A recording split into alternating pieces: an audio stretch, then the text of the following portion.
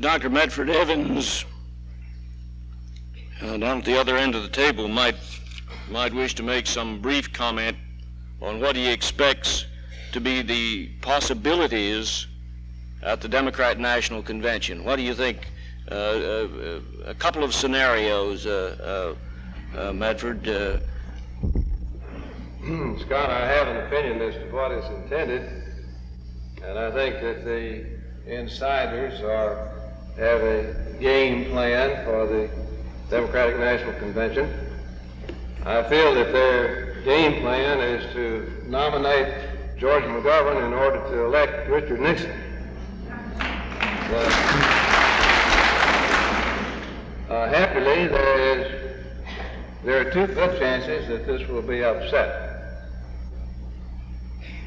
The least probable optimistic scenario is that Governor Wallace might appear on the rostrum at Miami Beach, and it is perfectly conceivable to me that this would trigger an emotional response, that everything would get out of control. There are, after all, some Democrats left who would like to win the election. And the only chance the Democrats have to win the election is to nominate Wallace.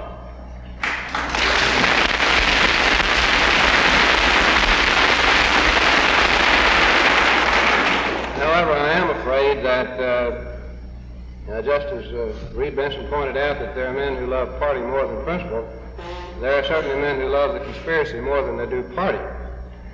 And the leading Democrats are quite willing to sacrifice the Democratic Party in order to keep the conspiracy going so well as it is going under Richard Nixon. So I don't give that possibility much chance, in my own opinion.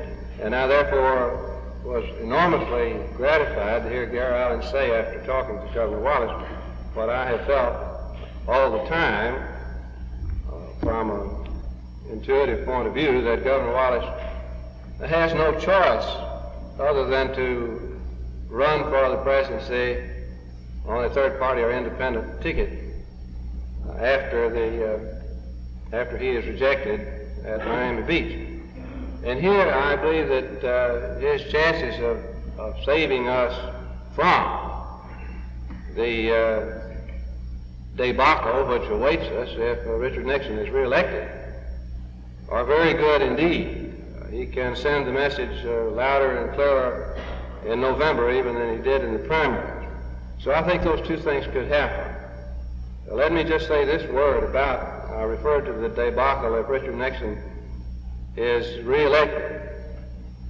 Of all the terrible things that the incumbent president has done, nothing is more potentially final than the Moscow Agreement, which was a culmination of the strategic arms limitation talks. Now, under that agreement, we have accepted on paper a nuclear inferiority to the Soviet Union. This is not militarily so bad as you might suppose, because, of course, the nuclear war would never be fought between the two. It is a psychological matter. We would still have material superiority over the Soviet Union, and in case of actual conflict, that might emerge to be of some consequence. However, the psychological effect, and of course nuclear arms have been a matter of psychological warfare ever since Nagasaki. The psychological effect of the Moscow Agreement is to increase the persuasion of the American people that we do indeed have to merge at the top with the Soviet Union and with Red China in a world government, which is the master plan of the conspiracy at all times. And SALT talks and this Moscow Agreement are recognized by the left as being a great step on this road. Let me say, by the way, some people have taken comfort in the thought that the treaty the treaty regarding the ABM has to be ratified by the Senate. They say that's a consoling thought. Well, it isn't there are two things that weaken the consolation. One is that the Senate is about as bad as the White House when it comes down to things like that on the record. The other is that, of course, the executive agreement regarding offensive nuclear weapons does not have to be ratified. The President has asked for a joint resolution of both houses of Congress supporting it, but that is a matter of preference and not a necessity.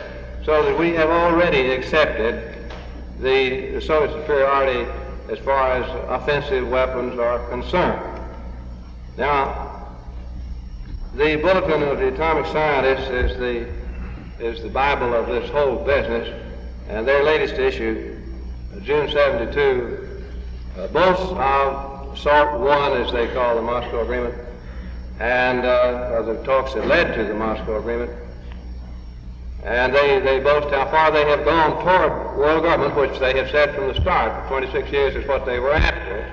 And they say here is a giant step toward world government. And that's why the defense budget's going down. We're not going to need any national defense because the world government will have all the arms, and no nation will need anything except police power. But they talk, however, it isn't nearly enough, and there will be what they call SALT II, the Strategic Arms Limitation Talks Series 2. And these may be the final act in the liquidation of the independence of the United States.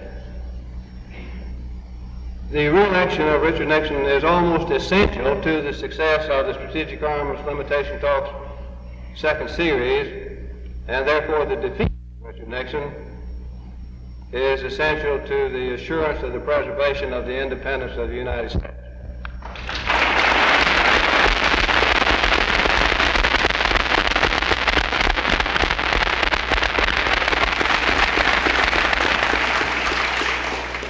Thank you, Dr. Evans.